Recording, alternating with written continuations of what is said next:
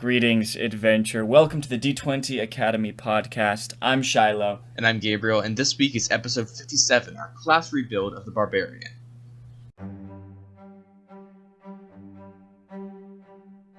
Hey you guys, welcome to this week's episode. A really fun one we've been thinking about doing for a really long time.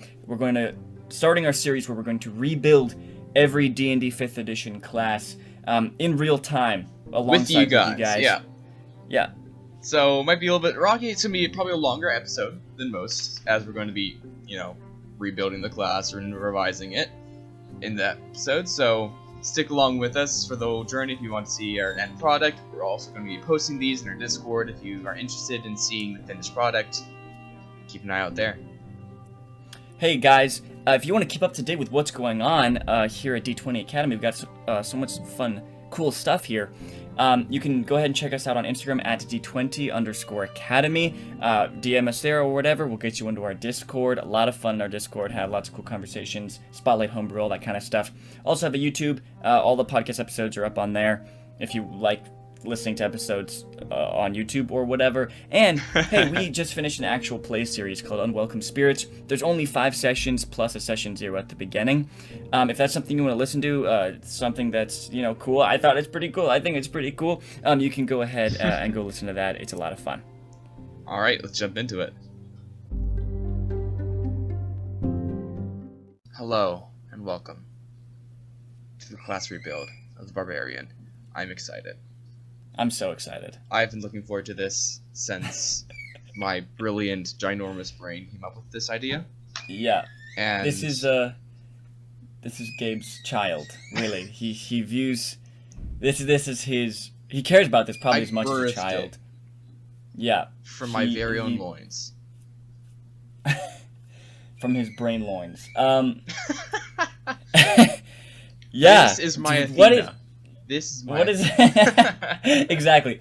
Hey, what exactly is this series? What's going on here, Gabe? So, this is the series where we are going to go through the 12 core classes of D&D 5th edition and make some changes, make some revisions, and basically rebuild the classes to the way that we see fit by improving balance, options, and replayability.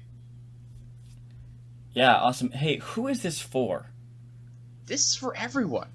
If you are just someone getting into D&D and you want to learn a little bit more about what we think the right things for balance is, and that if you're interested in balance in your own games, if you're a DM or player, or like, oh, I don't know if this ability is balanced, this class is a little bit too weak in this area, you want to see some ideas of how you can rectify that or fix it, and you don't even have to take our ideas, but this is just our own interpretation of what we think would be best for the classes, and we hope to just inspire you guys to do more of this.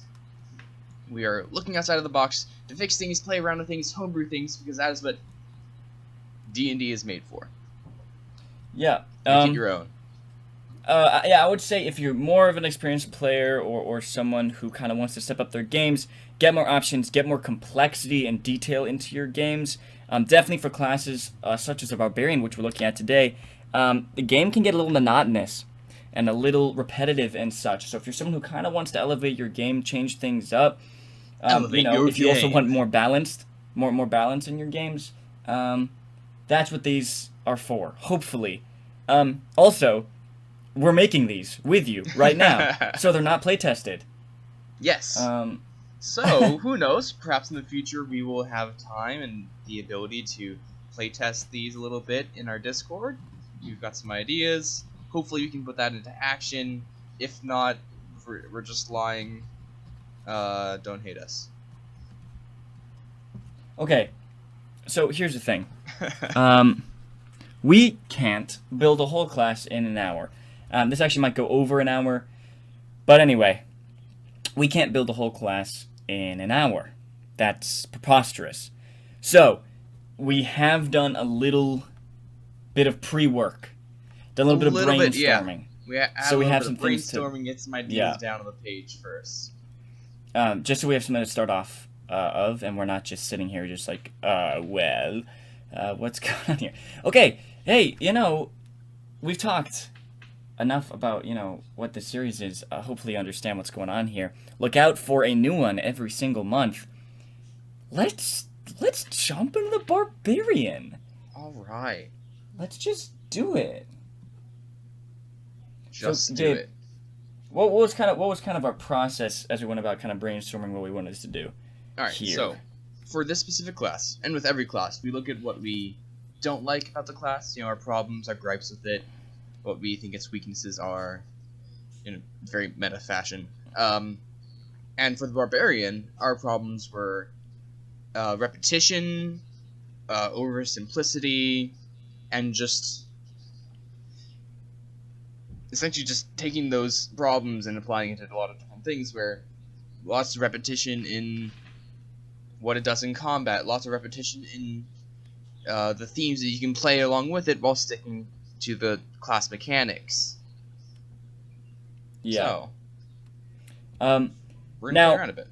Yeah, we both love the Barbarian. Oh, yeah. We both love the class. I really like it. I think it has a lot of cool flavor. I think it's pretty fun. I've never played a Barbarian myself, but I've seen the Barbarian in action in games. A lot of fun. Now, once again, these problems that we're saying, things that we don't like about it, are not necessarily universal. Oh, yeah. Its simplicity can be very appealing to, like, new players and stuff. That's totally fine. Nothing wrong with that. One of the main appeals of 5th edition is its simplicity. So it's easy for people who have never played a tabletop RPG before to get into it very easily and quickly, and that's awesome. But me and Gabe have played this game for years and years, and we want to step things up a bit. Yeah, I just want a little bit more oomph. Yeah. All right. Okay. Hey. Also, we forgot to mention this. Yeah. Good. Yeah. We're making all subclasses first level. Yep, subclasses at first level. Oh, yes. I mean, I don't actually want to set that in stone. We may come across a class, and we've realized that actually it's better to change that. But mostly. Yeah, we'll get into that. Mostly. We'll get into that when we get to Primal Path. Okay, so what do we like about the Barbarian? The Rage. We like the Rage. We like rages.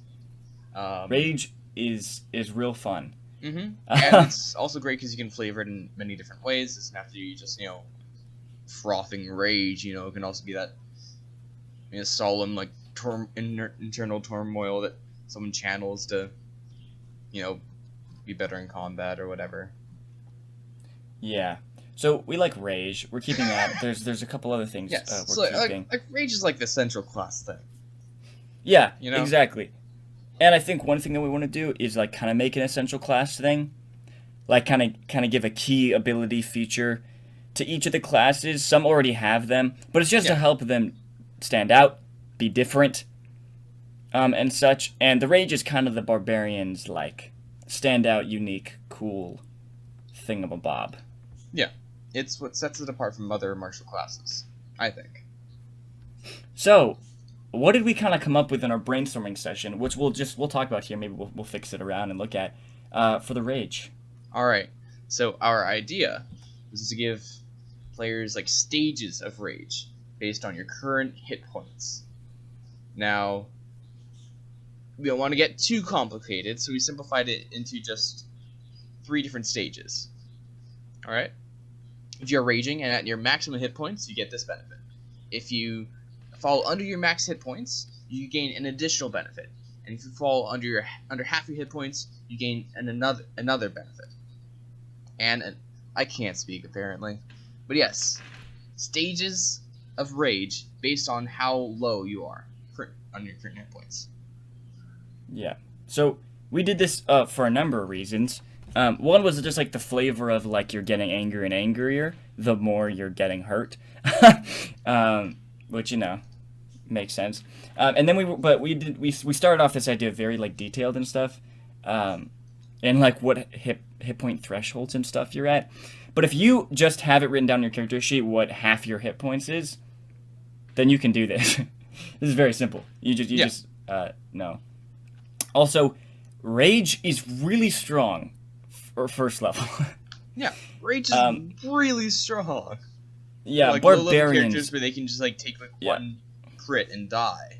Barbarians just are so much more beefy. Barbarians in the low levels are really powerful. I mean, the low levels are just weird and unbalanced. All the numbers and stuff is just so whack. Because the Barbarian is like can like deal as much damage that would like literally straight out kill a wizard. Yeah. At first level, it's just all weird. And not even like a crit. Like. Yeah, just a regular. Just like a regular attack. Oh my gosh, dude. Two-handed weapon, so we have nerfed it a little bit because we are applying the rage, the different abilities you get with a rage, into different phases. So let's look at that now. So if you're at max hit points and you're raging, raging is still a bonus action, by the way. Yeah. If you're at maximum hit points and you're raging, you have advantage on strength checks and strength and con saving throws. That's a feature you get normally from being rage. So you get that the moment you start raging if you're at max or less. Yeah. The moment once you fall under your max hit points, you just take 1 point of damage, then you essentially get your reckless attack ability. Yes.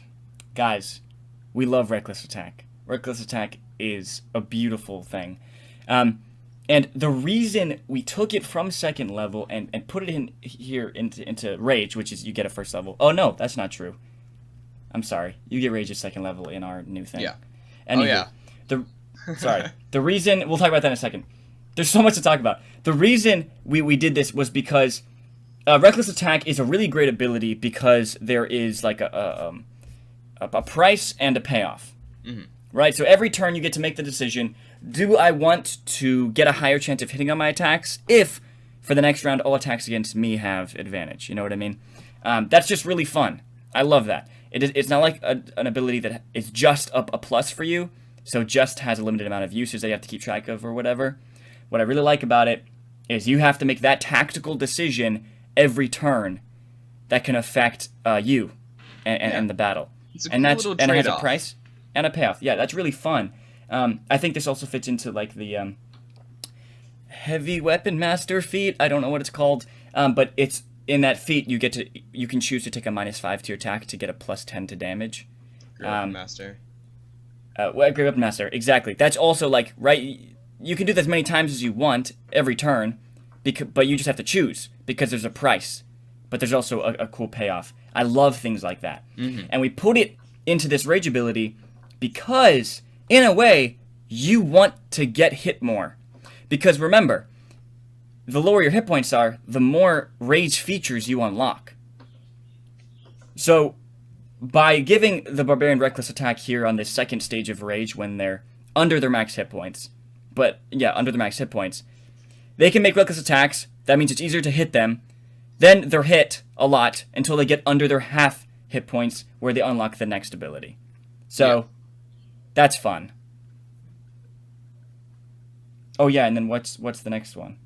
Alright, how do we want to do this? We want to go by level?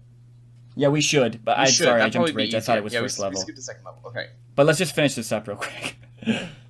Oh, sorry, and then, alright, the last thing that you get, if you fall under half your max hit points, you gain resistance to bludgeoning, piercing, and slashing damage, like you would normally. So this is a nerf. This is a nerf to the Barbarians, like, the first couple levels. But I like how this fits a little bit more. Gives you a little bit more, like, involves a lot more, like, thinking. Like, whether, like, I can reckless attack. Alright, there's this trade-off, but I also do kind of want to get lower. So I can gain that thing, but also it's, like, kind of, like, fits, like, you're raging against death, and you, like, the closer you get to it, the harder and harder you're fighting back. Yeah, it's actually, now that I'm looking at it again, flavor-wise, it just reflects actually gorgeously. And I think also mechanically, I think it is reflected gorgeously. By the way, in case we didn't mention it, I'm not sure, you do also get the abilities above you. So if you're under half HP, you also have the other features. So you have them all. Mm-hmm. So every time you hit the next threshold, you're adding on. Yes. By the way, in addition to, you don't not switch to this. Yes, in addition. All right. So yeah, and then like the same amount of rages. Yeah, sorry, and then also the same the amount of rages you get. We've just kept for now because we don't really care how many rages you get between long rests or whatever. Yeah, we've had this whole discussion because at high levels, why do you need 6 rages? 20th level. Why do you need Yeah. unlimited rages? Yeah. Anyway. Sorry. Hey, that was... Let's... Frick. We screwed this up already.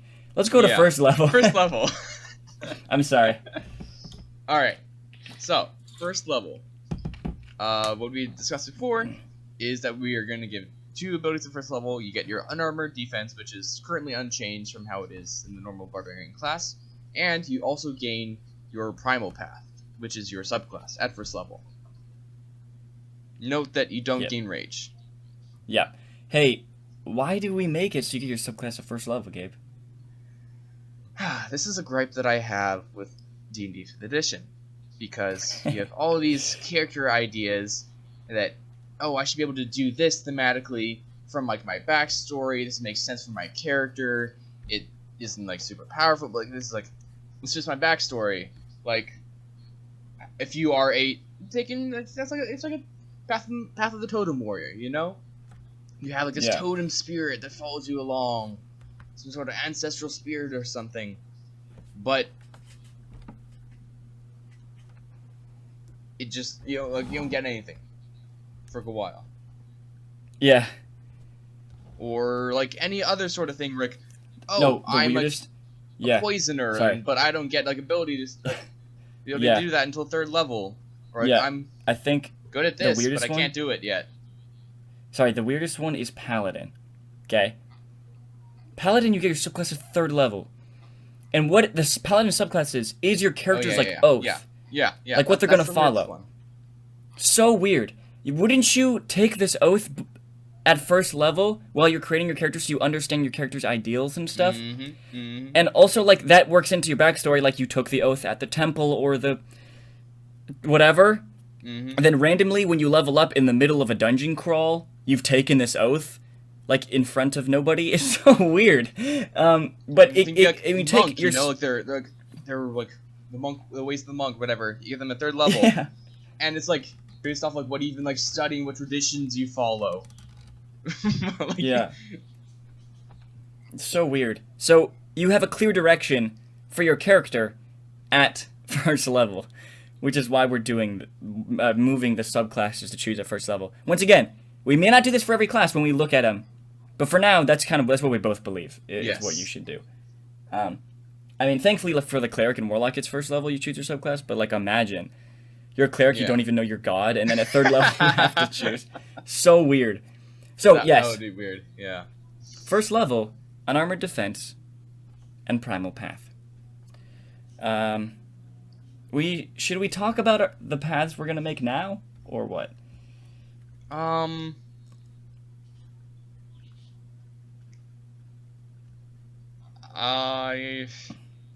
mean, most classes talk about them like at the end of the chapter, so should we save it around until then? We'll save it to the end of this. Okay.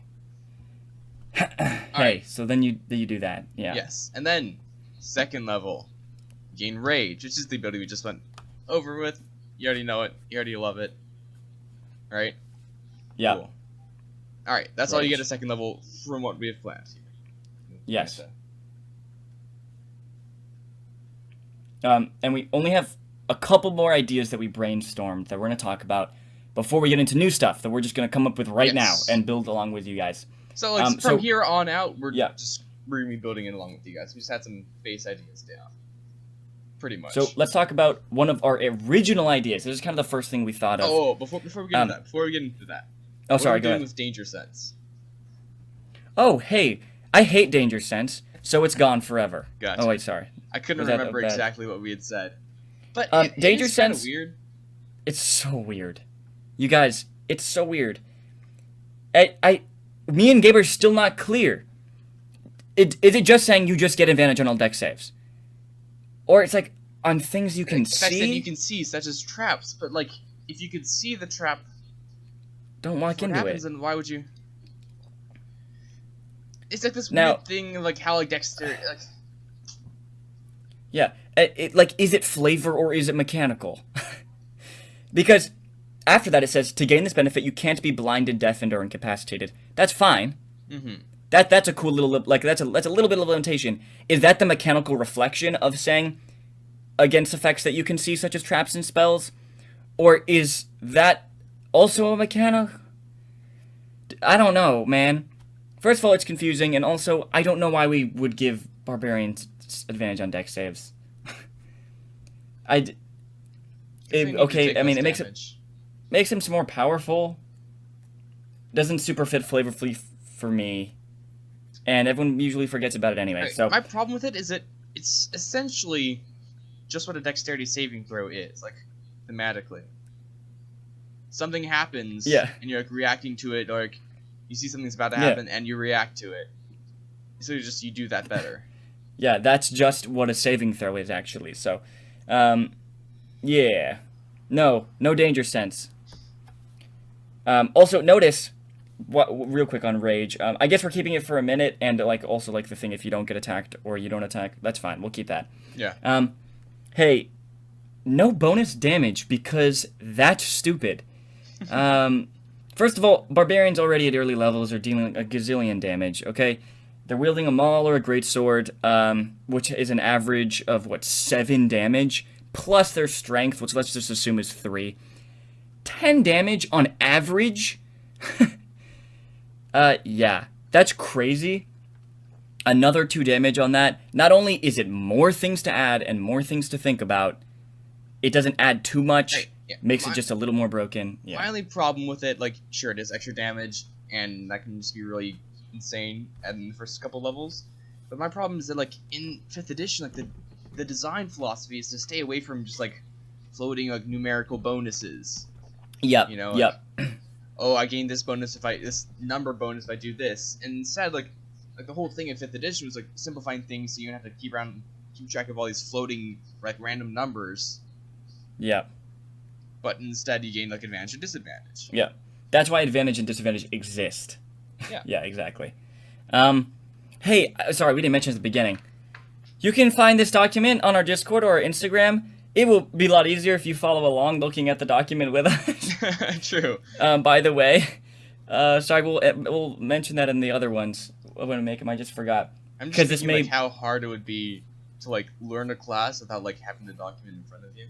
Yeah, exactly. So, hopefully you're already familiar with the Barbarian class, so you know what we're talking about. And if you don't have that in front of you, maybe just the doc that you can find on our Instagram or our Discord. So that'll help you out, so you're not super lost. Okay, cool. Rage, all good, awesome. Let's move on to 3rd level. 3rd level, in my mind, I don't know how else to say this. 3rd level is like the light version of 5th level. If that makes any sense. 5th level is big boy time. That's when you switch tiers. Your proficiency bonus goes up. You get very powerful ability, right? So extra attack, or if your spellcaster access to 3rd level spells like freaking fireball. Mm-hmm. That's the next. That's the tier up. That's 5th level is such a fun level to obtain. 3rd level is the minor version of that. And a lot of that is due to how subclasses have worked, but also a lot of other things as well. So it's kind of the next. It's the halfway bump between 1st and 5th level. That's a weird way to say it. Anywho, what's our what was the main idea that we had? I even just this is the first thing we thought of going into the Barbarian class. Gabe, explain it. All right, putting all the pressure on me, of course. All right, so. We wanted to kind of revamp. Well, not revamp. We wanted to give another unique mechanic to barbarians, and we decided on these guys are really good.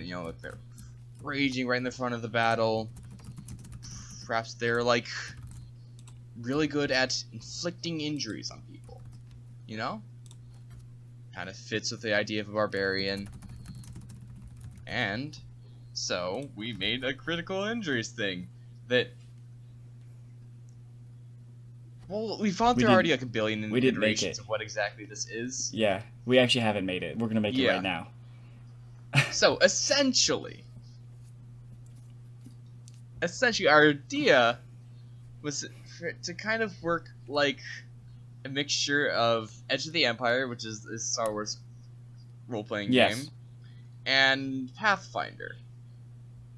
Yes. Kind of combining the two, because how critical hits work in Pathfinder is if you are 5 above the target's AC. If you're attacked to hit, you're to hit 10. 10.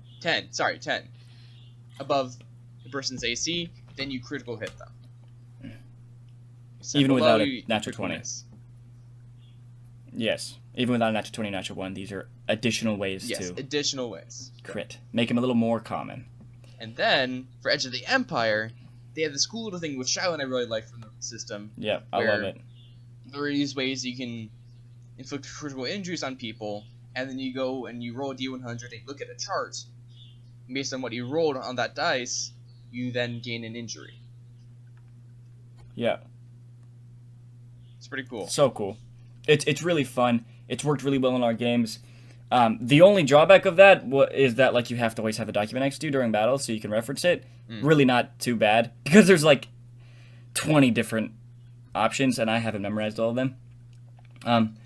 But anywho, that's really fun and cool. Both Pathfinder and Edge of the Empire are more complex systems than 5th edition, so we do want to dumb this down a bit. But we love the concept of a barbarian with a huge axe, just like chopping people's arms off and stuff, you know what I mean? Yeah. Oh, and another thing, which we're also going to talk about in the other 3rd level ability, which is we also like conditions. Will we invent new conditions? Maybe. We might invent a new condition today. Who knows? Or we might just invent more ways to inflict conditions, because I think... Yes. Alright, side tangent here, but I think it's really important to discuss it now, is that part of the monotony of 5th edition combat is you are a bag of hit points chipping down another bigger bag of hit points until that bag of hit points is empty. Yep.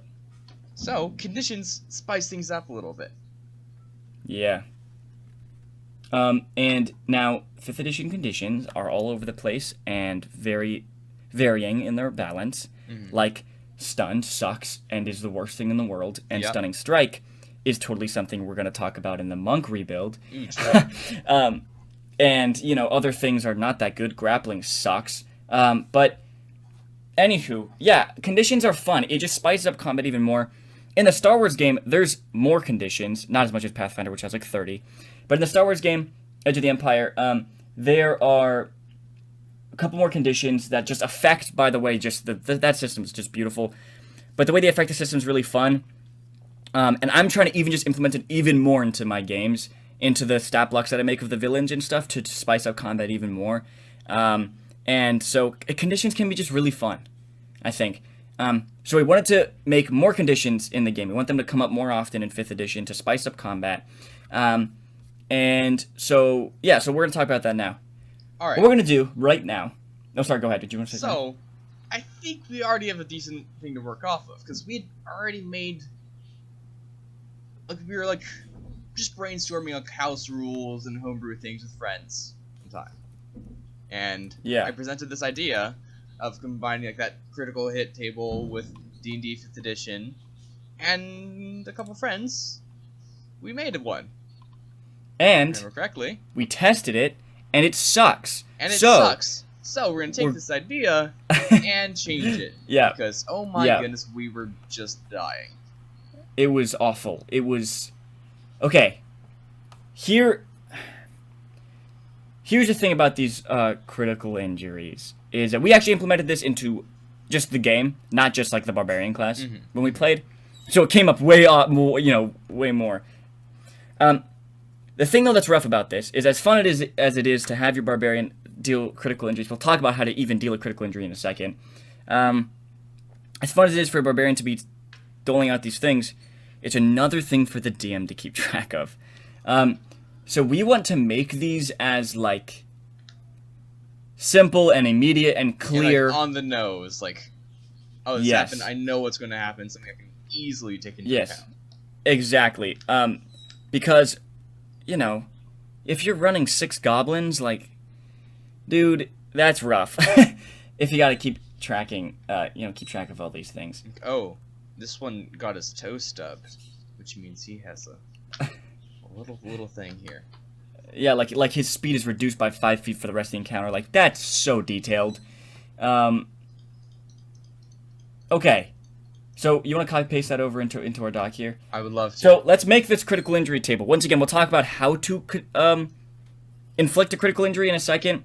Basically, it's going to have to do with just critical hits. Barbarians at 9th level, they get a thing called brutal critical, which means that they just deal more damage on critical hits. That's fine. I mean, it makes sense that the Barbarian would be good at critical hitting people. But we're kind of replacing this concept of the Barbarian being good at critical hits with this critical injury table. Yes. Okay, let's explain how... Figure out how we inflict critical injuries. Yeah. And the problem we ran into before is that this has replaced how critical hits work. So instead of like getting the extra damage, you instead like inflicted one of these injuries. And as Shiloh said, it became just way too much. Way too much was going on. It was happening really often. And it was really debilitating. Yeah. So, now if we keep in mind that it is just the Barbarian who'd be using this, so automatically it's going to be happening way less. Yeah. Yes, and also the effects that we have to talk about are only going to be inflicted on monsters, so it won't be inflicted on player characters at all, so that's fine. Okay. So what we had is anytime you roll a natural 20, you deal a critical injury. Anytime they fall unconscious, you get a critical injury. And anytime the attack against you is 5 or more above your AC, you get a critical injury. Boy, oh boy, we're changing that. Yeah. So, I think rolling a natural 20, good. But also, Gabe, are we also just keeping regular critical hits, though? That's the thing.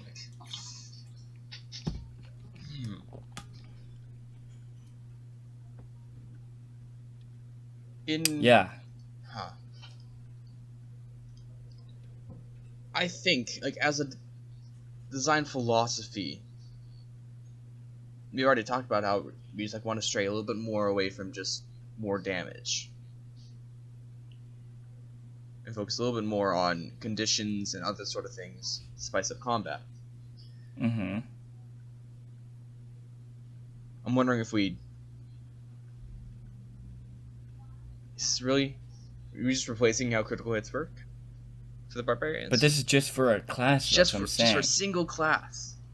Yeah, no, that's what I'm saying is I think we just keep critical hits. That's fine. Yeah.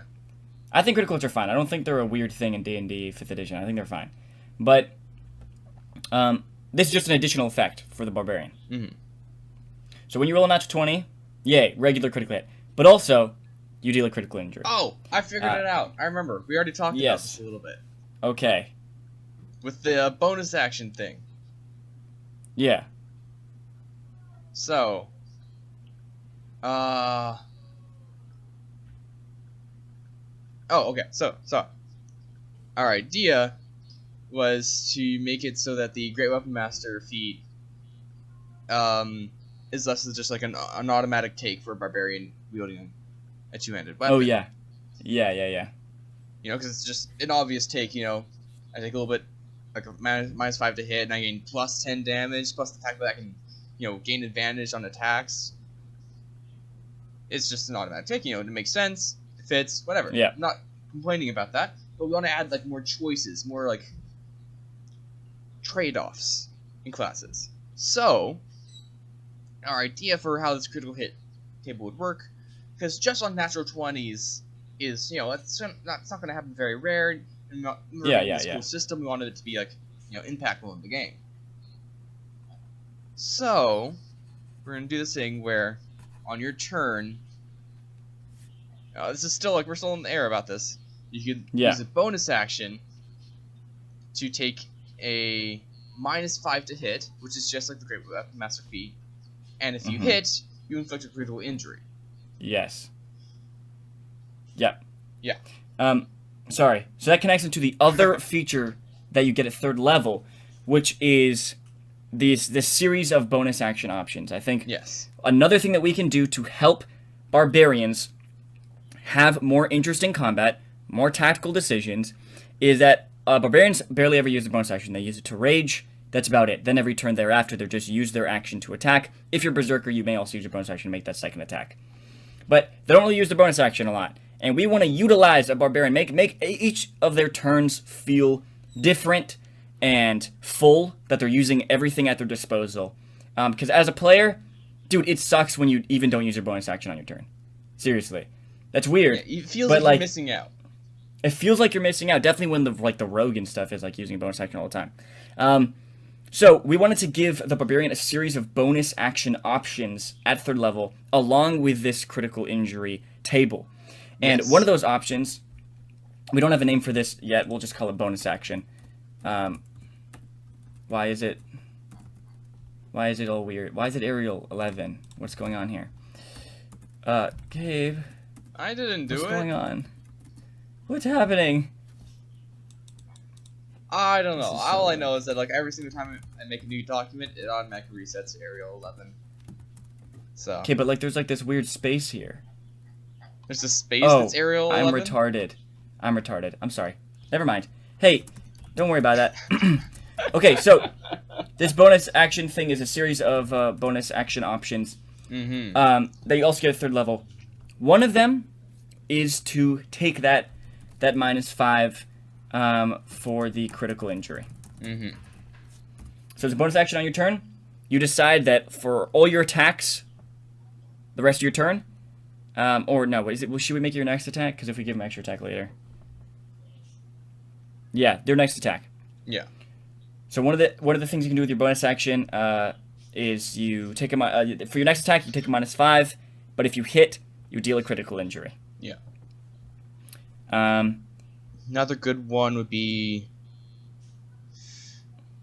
you frighten people. We talked about. Yes. Frighten's a fun condition. Barbarians are obviously terrifying. I was thinking something like you reduce your hit points by like a Blood Hunter ability, but like less edgy, and you gain like extra movement or something, which technically that infringes on the Blood Hunter, but it's not an official class, so I don't really care. Wait, I don't get what you're saying. Some sort of like thing that like drops their hit points and they gain some sort of benefit. Oh, okay, sure.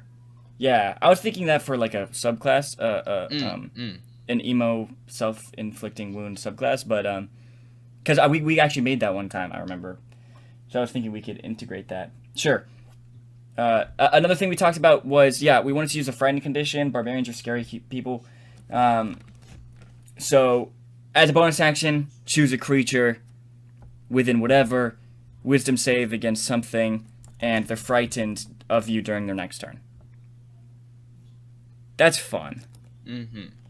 That's a nice, fun little thing to do as your bonus action as well. That's one of the options. We're all over the place right now. Hey, we'll get back to these bonus actions. The point was, one of the bonus action options is get the -5 to attack, but if you do hit, you get a critical injury. Let's jump back to critical injuries. I'm wondering how people are going to consume this episode. Yeah, this is test trial run, guys. The next one will be so much clearer. As I said before, it might be a little bit all over the place. Yeah. Okay, so if you roll out 20, you get to inflict critical injury. As a bonus action thing, we also had knocked unconscious. Obviously not that, because usually this is just you probably kill against NPCs and monsters. So yeah, so you just kill them on 0 hit points. Oh, we don't need to have rules for healing critical injuries either, because this is all NPCs and monsters. Yeah, we could go with the 10 over AC. Yeah. I'm just wondering how often it's going to happen that it isn't a natural 20. Yeah. I mean, you know. Wait, you can make a +5. You're only 50. I just don't think it's going to happen very often. 10 over with how D&D works, how 5th edition works, it's just not going to happen. I mean, kind of, but I mean, if you're reckless attacking a lot, rolling with just like how advantage for a lot of your the numbers work is, if you're not rolling an natural 20, so 19, and your to hit is like what? Assume your strength is 20, and then you're at like whatever level, you know, you got like a. You see, you're in the middle tiers, like you're like +4 proficiency bonus. So you have +9 to hit. It's 28. Right. 18, like. I mean, even at, like at earlier levels, right? I mean, if their AC is like 12, I mean that's like for like a bear or whatever, and you roll a 17 with just a +5. I mean, that's a crit right there. That's critical injury. Yeah, I guess sure. Okay. If you get 10 my over point is AC. just like middle and higher levels. I just don't know if it's going to be coming to effect. Yeah, who knows? You know, we're not playtesting this, so hey, but you guys can playtest it for us and let us know how it works. No, I hope we can get around to critical... playtesting this sometime. Yeah, let's get around to this table here. All right. Yes. We don't need this thing on how to heal it. So we want to use a D12 because D12s are underused. Yeah. Also, it's the hit die Barbarian. It's the Barbarian dice. Yeah. Also, if you're using a Great Axe, which a lot of people do, that's also D12 damage. So. Bada bing, There you bada go. boom. Yep. Yeah. So, our original table was working off of how Edge of the Empire works, where you roll the dice and then you add +10 to your D100 roll based on how many critical injuries or other abilities you have that affects the thing. So you could get rolls over 100, get results of over 100. So in our original table, we had results for numbers 1 through 15 plus. Right. So essentially, the concept was if they already have a critical injury, you add +1. Yes. To the roll. Well, +1 for each critical injury they already have. I don't know if we'll keep that just because I don't know how often you'll be critting against the same target. Is that just going to be extra complexity? Maybe. Yeah, how often are you going to be critting against something and still around long enough for you to get another one on it? Yeah, so let's just go from 1 to 12 on this nice little D12. We love D12s. And yeah, we kind of want to make this the most... Like, these effects, like, pretty immediate and you know. Yeah. So, we're narrowing it down a bit. Let's narrow down some of these effects here. So, originally we had a bunch of different things you could do, from, like, disadvantage, knock prone, taking second damage, you discourage them, or... I think a lot of these are decent. Some of them, like... Yeah. One where we gave levels of exhaustion isn't going to work. Yeah. But once again, anything immediate, they're knocked prone, they drop whatever they're holding, all that kind of stuff, that's great. That's the kind of stuff that we want. Just immediate thing you can just do, and then forget about the DM doesn't have to keep track of. That's fun. But we also want to keep some permanent stuff, because that's kind of the point of critical injuries, right? Like, if you chop off their arm, you know, they don't have an arm anymore. And that's going to matter for the whole thing. So we're not going to come up with all these effects right now with you guys. But, you know, making them blinded, we could have one that makes them blind for their next turn, for the rest of the encounter maybe. Yeah, so we're going to figure this out. Table of 1 to 12. Every time you, you know, gave them a critical injury, that is... you roll on this table, and the DM, you know, you do whatever the effect is. This is just an extra fun little thing for the Barbarian. We're also going to give all these things a cool title. So, like, if you are, you know, cutting off their arm or knocking them out or whatever, you know, if you bowl them over, it's going to be called, like, missing arm syndrome. Yeah, yeah. But the point is that, like, it's a flavorful thing of, like, they just got, and you could, like, you know, that's what happened to the enemy. That's kind of fun, cool stuff there that the Barbarian is going to get. And once again, it ties into this next ability we're talking about, which is the new bonus action abilities they get at 3rd level. So, as we said earlier, like, Barbarians, like, don't use the bonus action much, just like, except for, like, raging and if you're a berserker. So giving it a little more options here. And we're going to echo this in other classes that also don't use the bonus action much. Yeah. Give more things. Okay, we're 46 minutes in and we've covered 3 levels. 4th level, thank God. Good pace. Just... You know, it's going to be like a 6 hour podcast. If Yeah. you guys enjoy it. I know everyone is going to listen to all of it. I don't think we're going to go super deep into the later levels with this stuff because this is all playtest stuff. So, you know, no one's going to play this. The big things that we're going to be changing about these classes, other than small, like, balance changes to later abilities, a lot of it's going to be in the first couple levels where we change, like, the core ability a little bit, change how subclasses work, perhaps.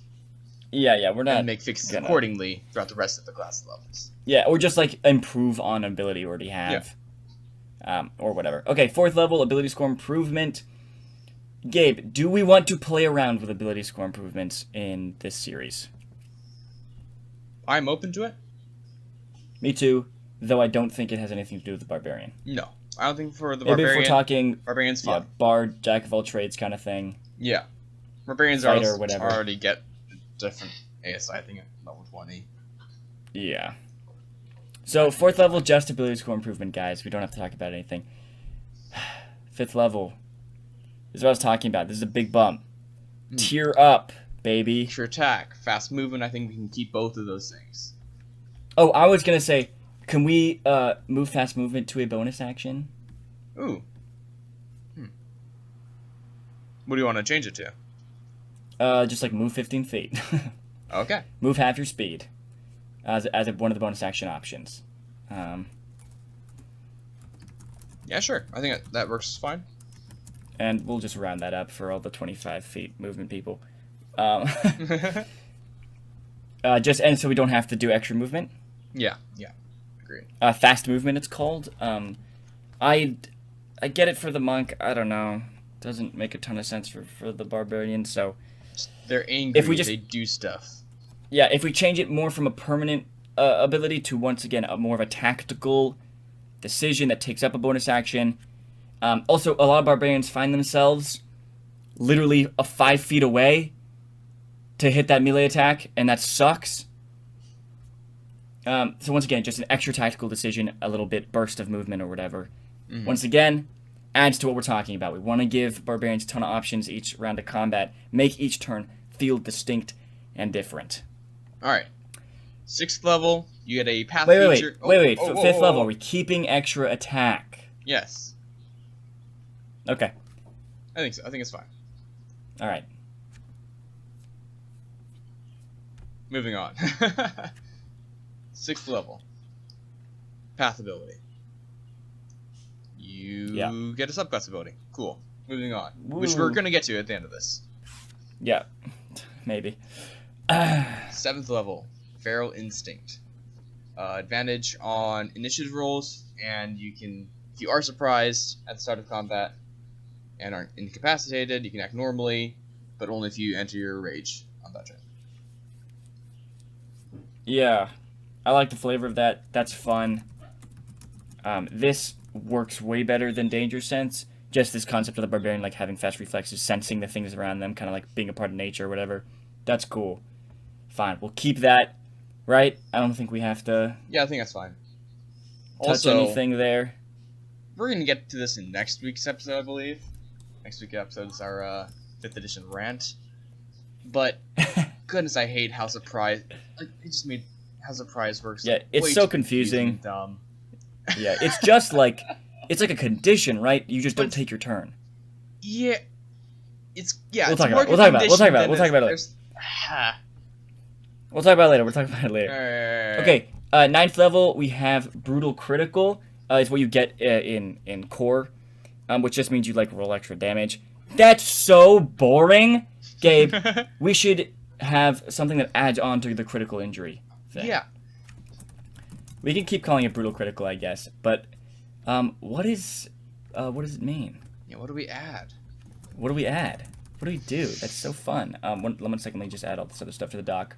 We have extra attack, and then we have Feral instinct, and then we have brutal critical.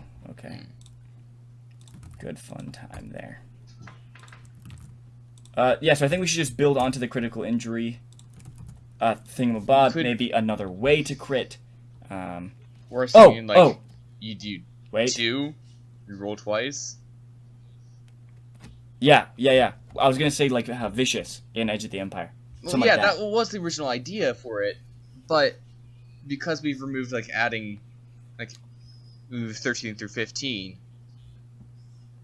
Right, but I mean, it's still okay. My idea was to either do that plus 1, or you roll 2 d12s and take the higher. I like that. It's like, cause then it's like advantage, and it works in your mind. It's the same concept. So is this just always? Is there a price to pay if you want to have the advantaged critical injuries, or? I mean, okay. I think this just depends on how often critical injuries are going to happen, and we haven't play tested this, so we don't know. But I think for now we'll just say it's a permanent new thing. Advantage on critical injury table rolls. Essentially. You roll twice, you take the one you want. Not the highest, because you may want a lower one, because situational. You know what I mean? Oh, by the way, the lower the thing, the lamer the effect. Yeah. By the way, that's what we're doing. That's just how things work in your mind. Alright. So, yeah, I think that works for that 9th level ability. It's a bit more interesting than just more damage. Yep. Alright. Relentless Rage. 11th level ability. At 10th level, they gain a path feature. Yeah, sure. I think we'll keep all this stuff the same. I don't see why we wouldn't change, at least for the Barbarian, the consistency of the path features and stuff. Good, fine, cool.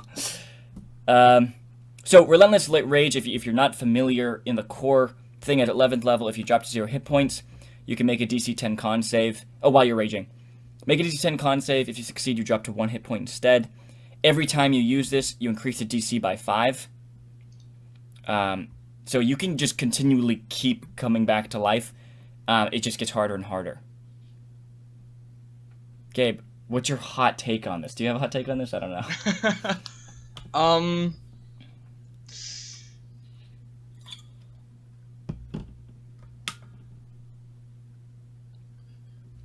My only problem is half-orc barbarians. Never die. Yeah, and the abilities are just a little bit too similar. Okay, here's my beef with this. Imagine this on monsters. The player characters would hate this. Bro, that's just fighting... undead resilience. Yeah, exactly. Zombies suck, but that's not whatever. They're zombies. You're in the a boss fight or a pretty powerful guy. You unleash your insane divine smited critical hit, bolster it a ton, use up your spell slots on this crazy cool attack, and you deal tons of damage, but they just drop to 1 hit point anyway. You're like, wow, I wasted all that because all that extra damage doesn't matter or whatever. You know what I mean? Mm-hmm. That would really irritate players. That they waste resources. Yeah. However, it is on a player character, which makes it better. Yeah. Because the DM's not going to get pissed off because it's their encounter. The thing about Relentless Rage, it's just powerful, man. It's really powerful, but I mean, other martial classes get really powerful abilities as well.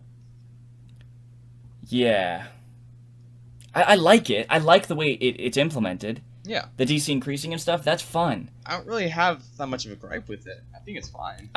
What I'm just wondering is, can we add on to our rage?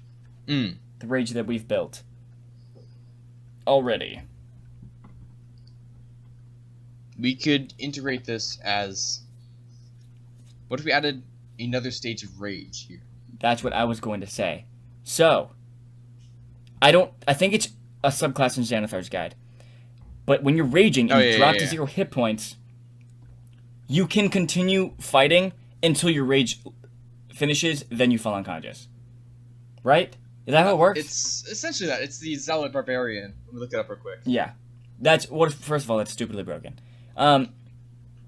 Second of all, that's a new stage, which is 0 hit points. Yeah. So, if we maybe take that... So, it's the Zealot Barbarian's 14th level ability, Rage Beyond Death. When you're raging, has 0 hit points, doesn't knock you unconscious, you must still make death saving throws, and you suffer the normal effects of taking damage while at 0 hit points. However, if you would die due to failing death saving throws, you don't die until your rage ends, and you die then only if you still have 0 hit points. Oh my gosh. Yeah, it's pretty crazy. Yeah. That's pretty awesome. Here's the thing I just thought of, okay? Ready for this power thought. So at 11th level, okay, this relentless rage, okay, we'll just keep the name for now. Is at the beginning of your turn. If you have 0 hit points, you make the roll, the con save. Okay. If you succeed, you live another round. You don't drop to 1 hit point. You're still at 0. You live another round. Till it comes back to the beginning of your next turn, okay? And you make the check, the DC is increased. Like Relentless Rage. Okay? But... Oh, and we add, while you're at 0 hit points, this is a new stage of rage. Yeah, that's what we say, like... We put it in the block here, at starting at 11th level, you gain access to a new stage or whatever. Yeah. Little table in there. Yeah. Okay. Yes. Yes. But maybe not at the beginning of each of your turns. I think every time you're hit with an attack. Okay, so I think when you drop to 0 hit points, you make the first save. If you succeed, you're chilling at 0 hit points, but you're fine. You're still alive and awake. And now you're at 0 hit points, you've unlocked this new thing if you're raging. Every time you get hit, you just make the save again. And increase it? Right. And you increase it, yeah. Right, like, it basically just like Relentless Rage, except you don't go up to 1 hit point. The only reason you don't do that is because we need this this new feature, which is when you're at 0 hit points. Does that make sense? Yeah, yeah. I think that's fine and makes sense. The thing about if you just do it at the beginning of each of your turns is no one's going to attack you, and that's pretty broken. That there's nothing they can do about it if it's you just make the save at the beginning of your turns. Yeah. Yeah, damage works well. Okay, so every time, you take damage. When you fall at hit points and when you take damage after. You make the save. Now, this would be the player has to keep track of the DC increasing. But I have no problem with players keeping track of things. The only thing we don't want to do in these rebuilds is make the DM keep track of more things. But the players, they're fine, dude. In combat, they don't have a lot on their mind. They're just thinking about their turn, you know? And their Instagram and then they do their post they're turn. Looking at. Sorry? And the Instagram post that they're looking at, and the Reddit post. And Yeah. But they do their turn, and then for the rest of the rest of the round, everyone else is doing their turn, and they're thinking about maybe what they're going to do. Maybe they're talking about some tactics with their friends, and suggesting what they should do on their turn. But I have no problem making players keep track of more things. Yeah. And I think if we put it also the critical injuries, the Barbarian player keeps track. You know what I mean? Mm-hmm. Obviously, for the things that inflict conditions, you just put the condition marker on the mini, as you always do.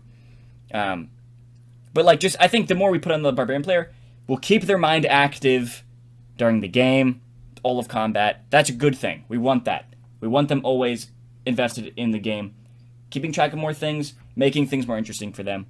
I think it's cool. So I think this works. Yeah. 11th I think it's fine. level. 11th level. When you... okay, 0 HP thing. New rage feature. We'll write all this after we're done recording. We'll fix all this. What should this new rage feature be, by the way, while they're at 0 hit points? Relentless rage? What? You can just keep the name. The name fits. No, right, but what's this new effect, this new stage of rage? Oh. That they unlock.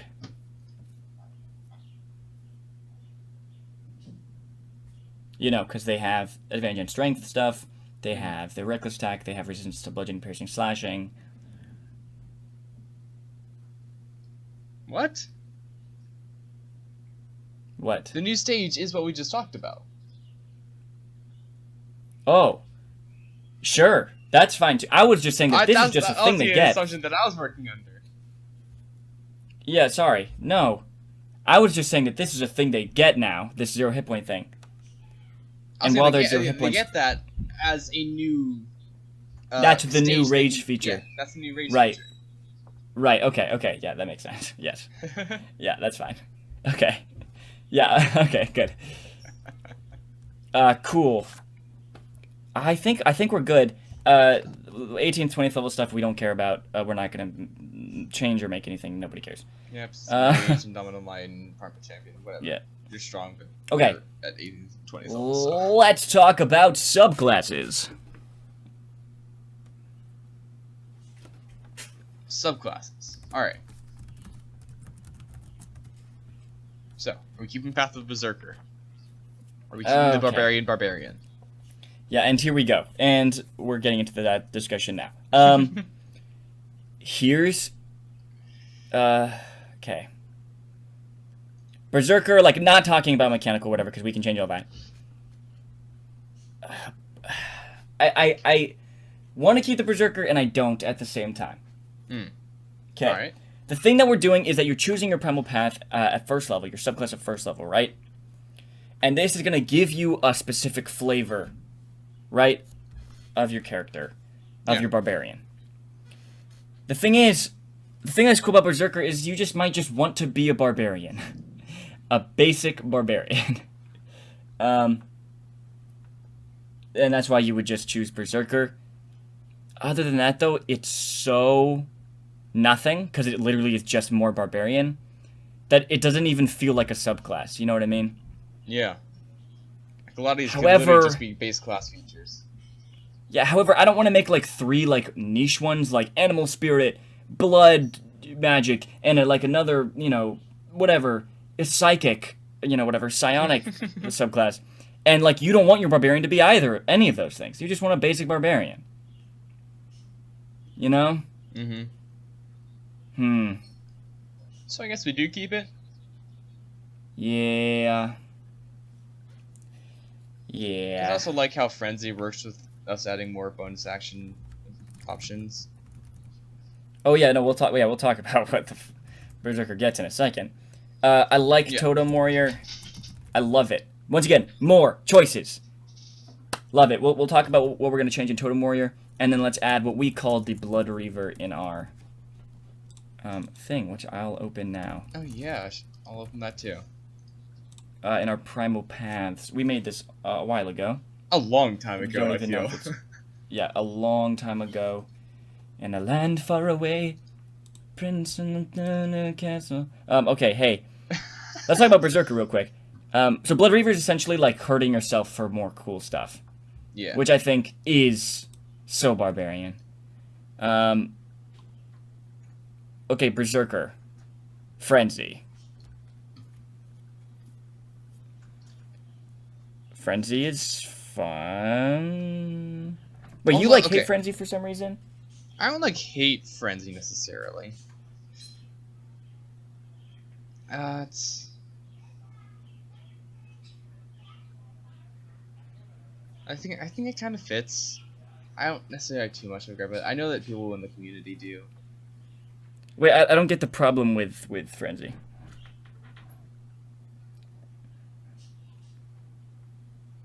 It seems pretty good to me. You said it was bad? I thought it was good. Let me look up some Reddit discourse about this. Okay, well, whatever. I think it's fine. The extra attack is a bonus action. It's like, that's cool. I think that's pretty powerful. In exchange for 1 level of exhaustion at the end of the rage. Yep, I think that's cool and fun. Once again, more bonus action options. Once again, a price and a payoff. I don't really see a problem with it, so I'm gonna keep Frenzy. Yeah. Okay, what's up? Did you find something? Nothing yet, but yeah, I agree with that. Okay, I cool. think that's fine. Yeah, mindless rage, can't be charmed or frightened while raging. Sure. And, we may have more conditions going on here, so.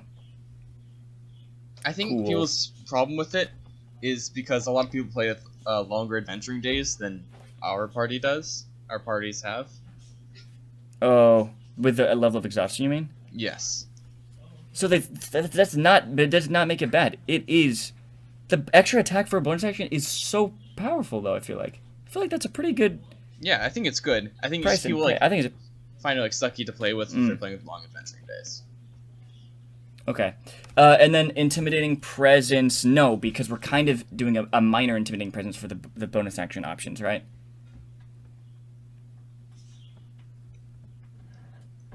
Sorry, one more time. For the bonus action things you get at 3rd level, a couple of the options. One is like -5 for the critical injury. One is move up to half your speed. Another one we said was like you choose a creature, wisdom save, or they're frightened of you till the end of their next turn. Right? Yeah. So to intimidating presence, maybe we can change. So we could change it to...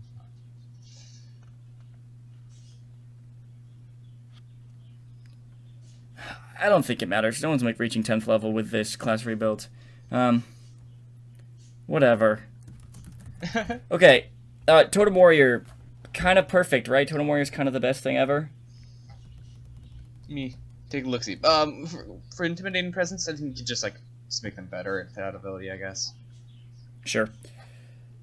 Alright, moving on. Yeah, I like that you choose the 3 options. Okay, the one thing that I wanted to just throw on the table here, okay, for the Totem Warrior was cool. You get to the different levels. You choose bear, eagle, or wolf. Also, by the way, if you're ever confused about this, you can choose a different animal for each of the ones. Yeah, You don't yeah. choose the same animal for each one.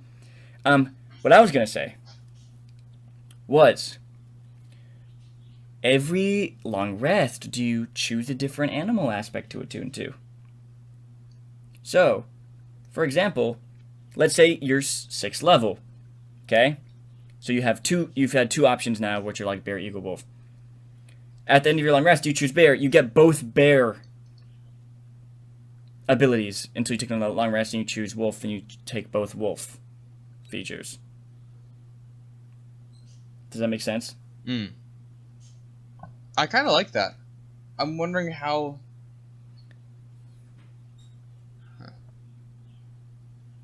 I just, you don't choose wolf at 6th level, ever. Because it's just too situational. Yeah. But with this, that's maybe a situation you're going to come up into. And though it's cool to have options, I love options, the only option that you have is when you gain the level. You know what I mean? Yeah. And I do want to stray away from that in this. So, yeah, I think long rest, you choose which of the 3 to attune to. Yeah, but I think that the downside is that you have to just you can't take the 6th level wolf ability and the 3rd level eagle ability. Yeah. You take the whole package of that animal. I don't know what commune with nature. At 10th level, you get to cast commune with nature.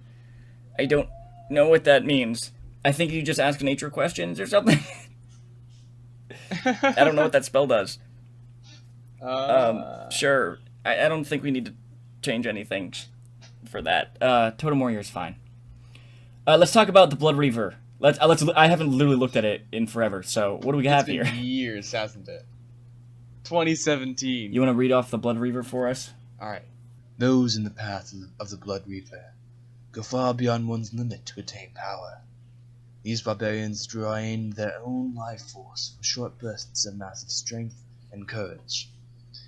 In battle, they sacrifice their own health to deal with enemies and foes, and have been known to slay dragons and large beasts at their own bodily cost.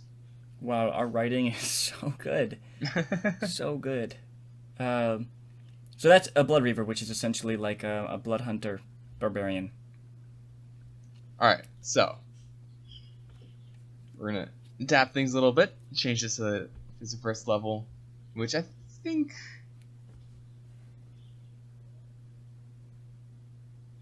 Huh. Alright, so the first level what's the third ability... level ability? Yeah, the third level ability, which would be the first level ability. Which will be the first level ability, right? It's called Blood Ritual, where you can essentially decrease your hit points, using a bonus action, decrease your hit points equal to your level, and if you do, your next attack gains additional damage equal to your level. I mean, that encompasses the goal of the Yeah, subclass pretty to hurt yourself to do more. obviously. But because it's that first level now, because it's that first level, it's this one. You just lose 1 hit point to deal 1 extra damage. Obviously, when you like 5th level and stuff like that, is enough to make a difference. But oh my gosh, that is funny that you're just losing 1 hit point to deal 1 extra damage. Huh.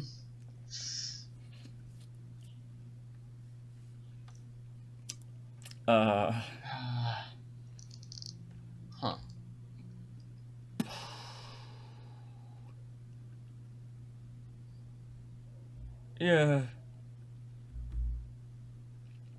Should we do hit dice? But then at first level, you're losing a lot of health, potentially. I mean, you're losing your hit dice. Oh, I thought you meant like roll your hit dice. Oh Lord, that would kill you. You know, No, you got if like, 15 hit points. Right. Roll d12, get a 12, and now you're at 3 hit points. No, I mean, if after you hit with an attack, you can expend a hit dice, and you roll that as damage on that attack. Hmm.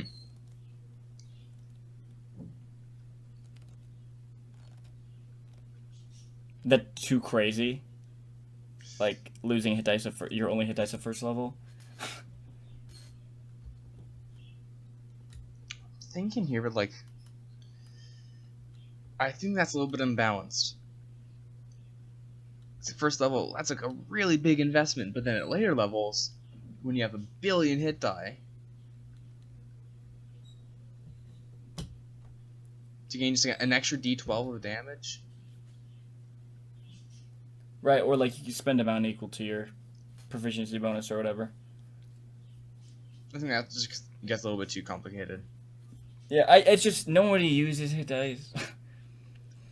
It's really hard because it depends on your game. If you have 4 encounters every day, and you take a ton of short rests, or just 1 encounter a day. So, okay, we'll figure something out.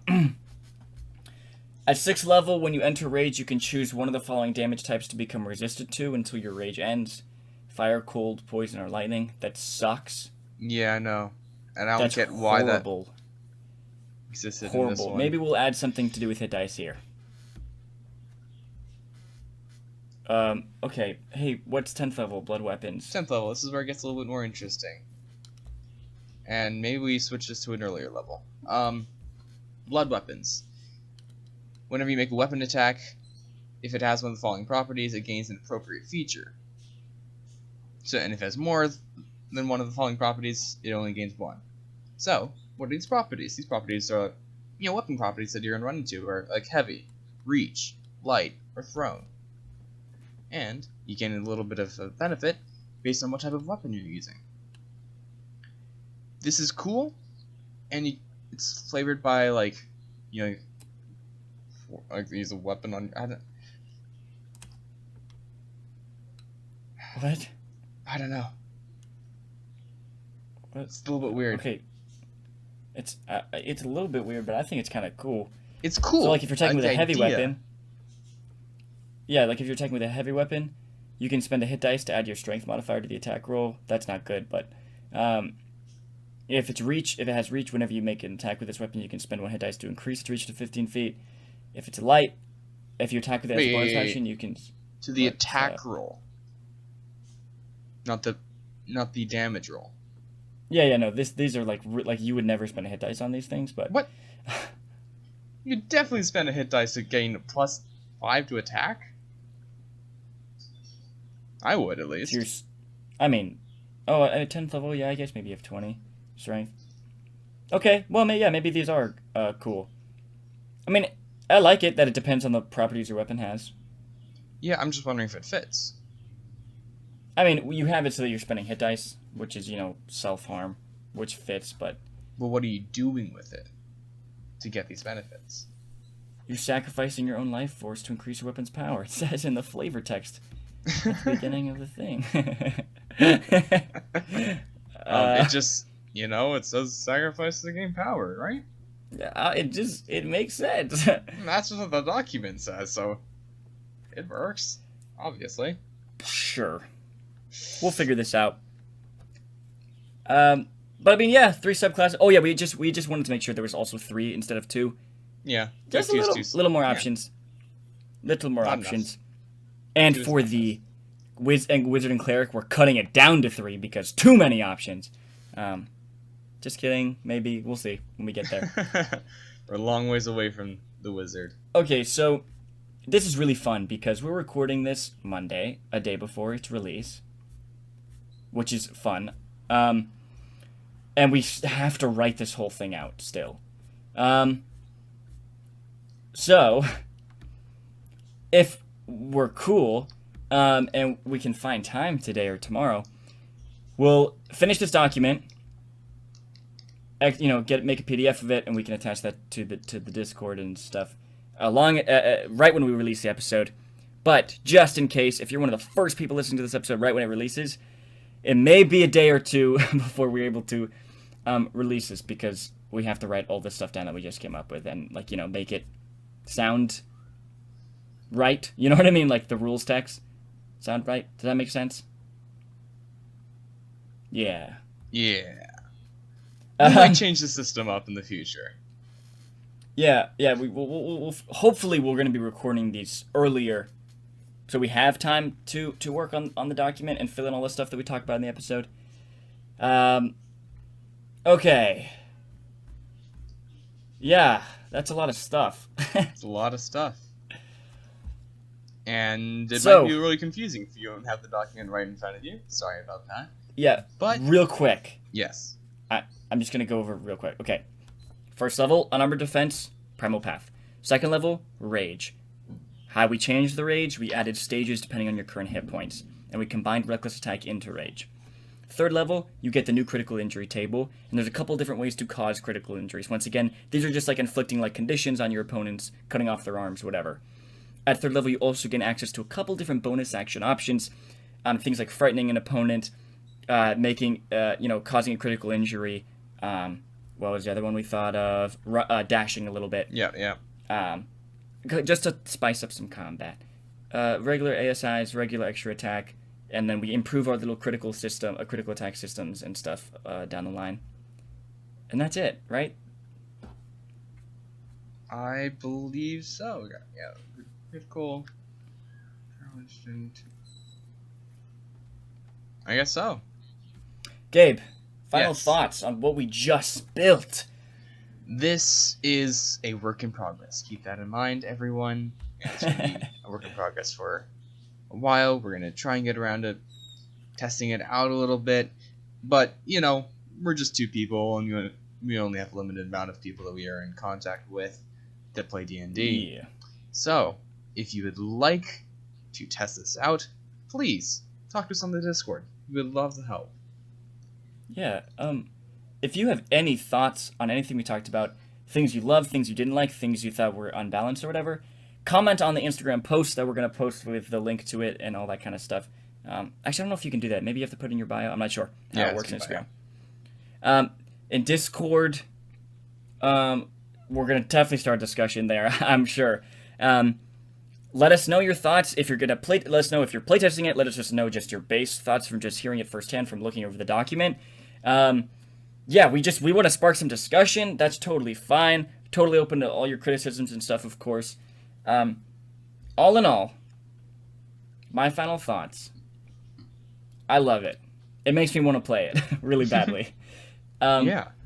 I think the goal is to get all these done, figure out our own house rules and stuff. At least my own goal is to get this all and then compile it into one thing, so we can put it out there for you guys and we can play it in our own games. Yeah. I think we dealt with the problems that we were having, which was the repetition and the simplicity of it. You know, we added some more things for the Barbarian player to keep track of, more complexity with like the critical injuries. So the Barbarian player can always have that table handy whenever they get a critical injury. That's sure to be fun for them. More versatility and tactical decisions you make every single turn. What are you going to do with your bonus action? All that kind of stuff will make each turn feel different and distinct and suited to your capabilities. Fixing subclasses a bit also to just give you more options. And I think that solves the problems that we were saying that we have with the Barbarian, that every turn they do the same thing. It can get boring. It's quite simple. You know, repeats itself a lot. Right? Repeat stuff. Repeat stuff. So, right? I mean, I think we solved that. I think that we are well on our way to solving those problems, and we're going to refine the system as time goes on, and we're able to test things out. I hope you guys have enjoyed our ideas so far, and please give us your thoughts on it in our Discord, our Instagram post, and let us know.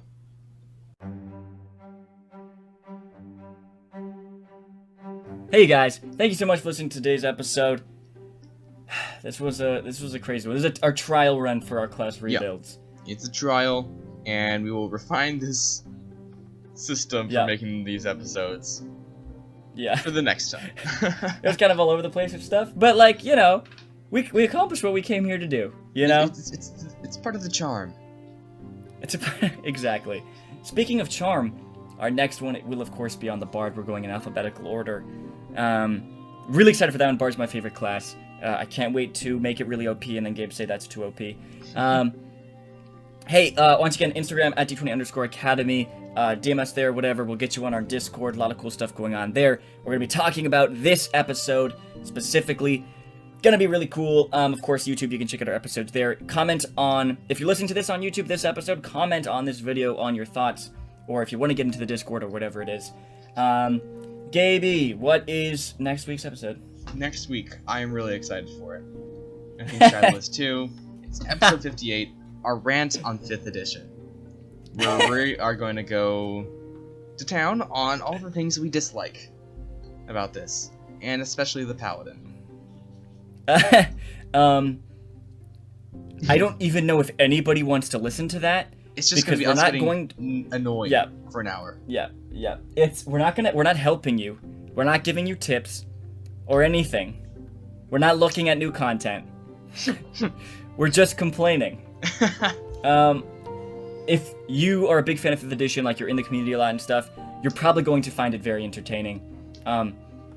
So hopefully that's going to be fun. And we don't piss off WotC enough that they don't hire us one day.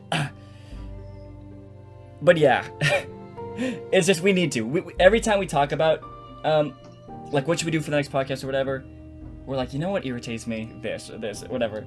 And usually we're like, okay, well then how do we, come up with a solution for that or whatever for our topic. But now we're just gonna go to town. Yeah. Also, if you've been listening this long, you really like our podcast. You should share it with others because you really like this. Yeah. Oh, definitely Unwelcome Spirits. Hey, that thing is getting way more listens than all our other episodes. I'm not offended, of course. But people are loving it. People are listening to it marginally more than other episodes. So that means it's good, right? Because everyone's listening to it. So that means you should go listen to it. And on our Instagram, we have art pieces of all the characters. It's super cool. Yeah. This outro has gone on for way too long. Yes. Guys, thank you so much for listening. We'll see you next week for our rant, and next month for our next class rebuild. All right, until then.